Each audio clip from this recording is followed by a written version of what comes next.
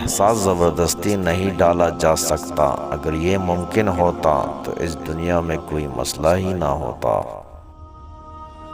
سہنے والوں کو اگر صبر آ جائے تو کہنے والوں کی اوقات دو کوڑی کے رہ جاتی ہے۔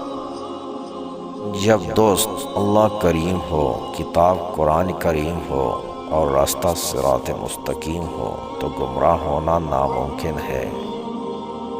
جب تمہارے اندر کی خاموشی بڑھ جائے اور باہر کا شور بھی سنائی نہ دے تو دل کو ذکر الہی سے آباد کر لو، اپنے مقصد کو پالو گے۔ ہم سب رہتے ایک ہی دنیا میں ہیں، لیکن ہم سب کی دنیا الگ الگ ہے۔ جس چیز کو سنوار نہ سکو اسے مت بگاڑو۔ ہم کسی کو زبردستی اپنے لیے مخلص نہیں کر سکتے۔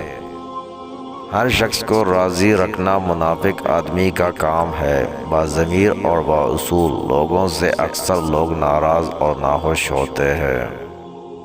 ضرور قبول ہوگی تمہاری دعائیں، یہ وعدہ ہے اللہ کا۔ اللہ تمہاری بہتری کے لیے تاخیر ضرور کرتا ہے، لیکن وہ بھولتا نہیں۔ اپنے دل کو مضبوط بناؤ اور اللہ پر یقین رکھو، وہ تمہاری ہر مشکل آسان کر دے گا۔ وہ بدلے گا تقدیر، وہ میرا بھی خدا ہے۔ اکثر حالات میں ناکامی کی وجہ یہ ہوتی ہے کہ آدمی فوراً کامیابی چاہتا ہے۔ مومن کی زندگی میں کاش نہیں ہوتا، صرف کن فیکون پر یقین ہوتا ہے۔ میرے خیال میں موت تکلیف دہ ہے، لیکن اتنی نہیں جتنی کہ زندگی۔ جن کو رب سے مانگنے کی عادت ہو وہ کبھی بھی خالی ہاتھ نہیں رہتے۔ یا اللہ اپنے سوا کسی کا محتاج نہ کرنا۔